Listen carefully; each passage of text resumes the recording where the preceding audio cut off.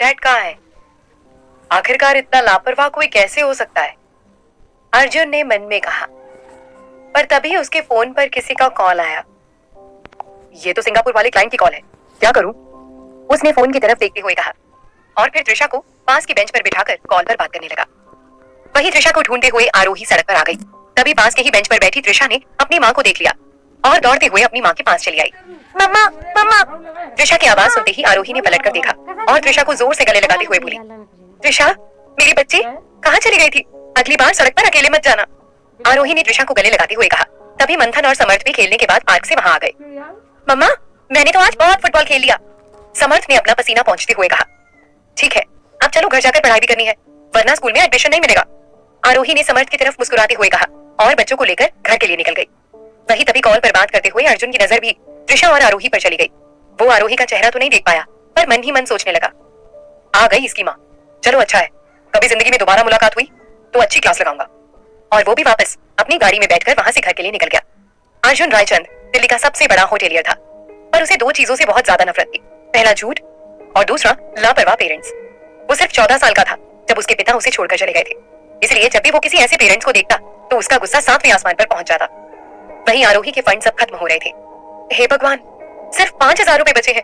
इतने में बच्चों की पढ़ाई, घर का खर्च, त्रिशा का इलाज, इन सब के लिए पैसे कहां से आएंगे? आरोही ने हिसाब लगाते हुए कहा। उसने कई जगह जॉब के लिए अप्लाई किया, पर उसे कहीं से भी कोई रिप्लाई नहीं आया और कुछ जगहों पर उसे इंटरव्यू के लिए बुलाया भी जाता तो आखिर में ये कहकर रिजेक्ट कर दिया जाता कि हम सिंगल मदर्स को जॉब नहीं देते। कमरे में अकेली बैठी आरोही स्कूल एडमिशन और त्रिशा की बीमारी के बारे में ही सोच रही थी कि तभी समर्थ, मंथन और त्रिशा भी वहां आ गए, जिन्हें देखते ही आरोही ने कहा, अरे तुम लोगों को तो मैं अभी सुलाकर आई थी, क्या हुआ? कोई बुरा सपना देखा क्या? लोरी लोरी मम्मा लोरी, त्रिशा बेड पर कूदते हुए कहने लगी। अच्छा मेरी प्रिंसेस को लोरी सुननी है, आरोही ने त्रिशा को गले लगाते हुए कहा। तभी इतने में समर्थ और मंथन भी एक सुर में बोल पड़े, हमें भी माँ प्लीज सुनाओ ना। समर्थ ने जिद करते हुए कहा, अच्छा अच्छा बाबा सुनाती हूँ, आरोही ने हंसते हुए कहा और फिर त्रिशा को गोद में लेकर लोरी गाने लगी। चंदनिया छुप जाना रे, शनि भर को लुक जाना रे, नींदिया आंखों में आई, बिटिया मेरी सो जाए, नींदिया आंखों में आई, बिटिया मेरी सो जाए, चंदनिया छुप जाना रे, शनि भर को लुक जाना रे। आरोही की आवाज इतनी सुरीली थी कि कब उस गाने को सुनते सुनते तीनों बच्चों को नींद आ गई पता ही नहीं चला और बच्चों के साथ आरोही भी वही सो गई। दूसरे दिन जब आरोही खाना बना रही थी तभी समर्थ दौड़ते हुए घर में घुसा और जोर जोर से चिल्लाने लगा, मम्मा मम्मा ये देखो, जिसे देखकर मंथन और आरोही दोनों चौंक गए। समर्थ की टी-शर्ट पसीने से भीग चुकी थी और वो जोर जोर से हाँफ रहा था। उसे देखकर साफ पता चल रहा था कि वो पार्क से दौड़ते हुए घर आया था। समर्थ की ऐसी हालत देखकर आरोही ने घबराते हुए कहा, क्या हुआ, तुम इतना हाफ क्यों रहे हो? समर्थ ने गहरी लंबी सांस ली और आरोही की तरफ पैम्फलेट आगे करते हुए कहा, हाँ, ये देखो। आरोही ने हैरानी से पैम्फलेट की तरफ देखा और उस पर लिखे पोस्ट को पढ़ने लगी। द किंग होटल को है तलाश एक फ्रेश आवाज की, जो बनेगी उनके इवनिंग शोज की जान। 50,000 सैलरी और एक टाइम खाना फ्री, इतने पैसों में तो मेरी सारी प्रॉब्लम खत्म हो जाएगी, आरोही ने मन में सोचा। तभी समर्थ सोफे पर कूदते हुए बोला, मम्मा आप इतना अच्छा गाती हो, आप यहाँ ट्राई क्यों नहीं करती? तभी मंथन ने आरोही के हाथों से पैम्फलेट लिया और उसे देखते हुए कहा, माँ समर्थ ठीक कह रहा है, आपको ट्राई करना चाहिए। इस पर आरोही ने हंसते हुए कहा, तुम लोग भी ना बेटा, लोरी गाना अलग बात होती है और ऐसे परफॉर्म करना अलग। इतने में ही समर्थ बोल पड़ा, mamma trust me your voice is so melodious, आपकी आवाज एक बार अगर उन लोगों ने सुन ली ना तो वो आपके फैन ही हो जाएंगे जैसे मैं हो गया हूँ। समर्थ की नादानी पर आरोही को हंसी भी आ रही थी और प्यार भी। उसने हंसते हुए कहा, अच्छा ठीक है, मैं इस बारे में सोचूंगी। चलो अब तुम लोग जाओ और वो सारे सम सॉल्व करो जो मैंने तुम्हें दिए थे। मंथन और समर्थ के अंदर जाने के बाद आरोही ने दोबारा उस पैम्फलेट को देखा और फिर मन में सोचने लगी, मुझे तो कितना टाइम हो गया है सिंगिंग छोड़े हुए, क्या मैं ये कर सकती हूँ? आरोही बचपन से ही बहुत अच्छा गाती थी और उसे गिटार भी बजाना आता था, इसलिए तो स्कूल में उसे हर कोई रॉक स्टार आरोही कहा करता था। उसका भी सपना था कि वो बड़े होकर एक सुपरस्टार प्लेबैक सिंगर बने, पर उसके पिता ये नहीं चाहते थे। वो तो आरोही को गिटार के साथ देखते ही उस पर चिल्लाना शुरू कर देते थे, इसलिए पापा के कहने पर उसने सिंगिंग छोड़कर सरकारी नौकरी की तैयारी शुरू कर दी और गाने का शौक बस किचन और कमरे तक सिमट कर रह गया। वहीं दूसरी तरफ अर्जुन रायचंद ने अपने असिस्टेंट सक्सेना को कैबिन में बुलाकर बोला, सक्सेना पैम्फलेट बंटवा दिए थे ना? हाँ सर, हमने पूरे शहर में पैम्फलेट बंटवा दिए हैं। सक्सेना ने फाइल की तरफ देखते हुए कहा, ये वही अर्जुन था जिसकी कार से त्रिशा का एक्सीडेंट होते हुए बचा था और जिसके माँ बाप पर अर्जुन बहुत गुस्सा था। इधर दूसरी तरफ रात भर सोचने के बाद आरोही ने फैसला किया कि वो ऑडिशन के लिए एक बार जरूर जाएगी। मम्मा, आप ही सिलेक्ट होगी, मंथन ने आरोही को दही चीनी खिलाते हुए कहा। वहीं इतने में सिर पर हैट लगाए समर्थ भी कमरे से बाहर आ गया और आरोही की तरफ देखते हुए बोला, मम्मा आई एम रेडी। रेडी? पर कहाँ के लिए?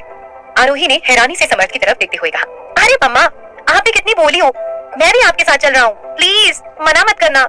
आपको पता है ना आपके बेटे को सिंगिंग और एक्टिंग कितनी पसंद है। समर्थ की जिद के आगे आरोही ने हार मान ली और उसे ऑडिशंस के लिए अपने साथ लेकर चली गई। पर जब वो दोनों द किंग्स होटल के बाहर पहुंचे तो उस आलिशान होटल को देखकर समर्थ और आरोही के होश ही उड़ गए। वाओ माँ, ये होटल तो किसी महल से कम नहीं लग रहा। सच में, आरोही ने कहा। वो भी इतने बड़े होटल में पहली बार एंटर कर रही थी और जब उसने ऑडिशन की लाइन में खड़ी लड़कियों को देखा तो उसकी घबराहट और बढ़ गई। उन लड़कियों के चटकदार कपड़े, हाथ में गिटार, चेहरे पर भरपूर मेकअप और डाई से कलर किए हुए बाल को देखकर आरोही अपने कपड़ों को और अपने आप को संभालने लगी। तभी वहां खड़ी एक लड़की ने कहा, देखो देखो, बहन जी भी अब गाना गाएंगी। उसकी बात सुनते ही एक और पास में खड़ी हुई लड़की ने हंसते हुए कहा, just look at her clothes, oh my God. पर तभी धीरे से समर्थ ने आकर उसका हाथ पकड़ा और उन लड़कियों से कहा, लेकिन मेरी मम्मा फिर भी आपसे सुंदर है। आपने अपनी ये गुलाबी बाल देखे हैं? एलियन लग रही हो, बिल्कुल एलियन। समर्थ, आरोही ने उसे चुप होने का इशारा किया और इतने में आरोही का नाम भी अनाउंस हो गया। ये अनाउंसमेंट सुनते ही समर्थ ने कहा, कोई कुछ भी बोले पर देखना आप ही सिलेक्ट होगी। ऑल द बेस्ट मम्मा। आरोही अपने कम कपाते पैरों से स्टेज की तरफ बढ़ी थी। उसके सामने 3 लोग बैठे हुए थे, जिसमें अर्जुन का मैनेजर सक्सेना और 2 स्टाफ मेंबर्स भी थे। उसने अपने डर को कम करने के लिए अपनी आंखें बंद की और अपने तीनों बच्चों को याद किया जैसे वो उसे हिम्मत दे रहे थे और फिर एक लंबी गहरी सांस ली और फिर वो गाने लगी। आरोही की मदहोश कर देने वाली आवाज सुनते ही वहां बैठे जजेस के बीच जो अभी तक खुसर पुसर से चल रही थी वो भी अचानक से बंद हो गई। वहीं अर्जुन लॉबी से अपने कैबिन की तरफ जा रहा था। तभी अचानक आरोही की आवाज सुनते ही उसके कदम वहीं रुक गए। उसने हॉल के दरवाजे से अंदर की तरफ झांककर देखा तो सूट सलवार पहने एक लड़की खुद में ही मगन होकर गाना गा रही थी। आरोही को देख अर्जुन मन ही मन बोला, गिटार और सूट, इम्प्रेसिव। और ये आवाज, क्या कमाल की आवाज है। एक सुकून और दर्द दोनों है इसकी आवाज में। आरोही अपनी परफॉर्मेंस खत्म करके बाहर आई तो वहां खड़े लोगों के मुंह भी अब उसकी आवाज ने बंद कर दिए थे। थोड़ी देर में रिजल्ट अनाउंस होने वाले थे, इसे लेकर आरोही की घबराहट और भी बढ़ती जा रही थी। सिलेक्शन होगा या नहीं होगा? अगर नहीं हुआ तो वो क्या करेगी? तभी समर्थ ने उसे हिम्मत देते हुए कहा, आप टेंशन मत लो, सब सही होगा। आप यहीं रुको, मैं आपके लिए पानी लेकर आता हूँ।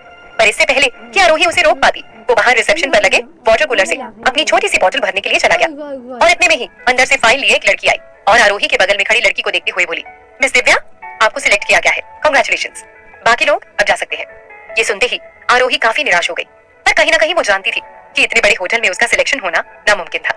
वो वहां से उठकर जाने लगी, पर तभी आरोही हॉल से बाहर आई थी कि तभी पीछे से उसे किसी ने आवाज दी, excuse me, hello hello miss Aarohi. पर जैसे ही आरोही ने पलट कर देखा तो ब्लैक सूट पहने एक हैंडसम सा लड़का उसके सामने खड़ा था।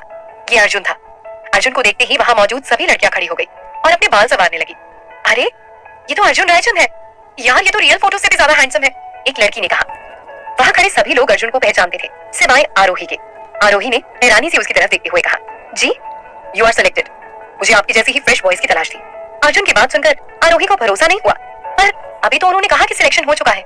आरोही ने हैरानी भरी नजरों से अर्जुन को देखते हुए कहा, हाँ वो कुछ कंफ्यूजन हो गया था, पर अब सब क्लियर है, बाकी डिटेल्स मैनेजर आपको दे देगा।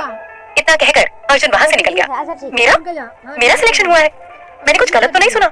आरोही को तो जैसे अपने कानों पर यकीन ही नहीं हो रहा था। तभी पीछे से समर्थ भी वहां आ गया। उसने हॉल से निकलते लोगों को आरोही की सिलेक्शन में बात करते हुए सुन लिया था। वो खुशी से नाचते हुए बोला, मम्मा आप सिलेक्ट हो गई, यस यस यस।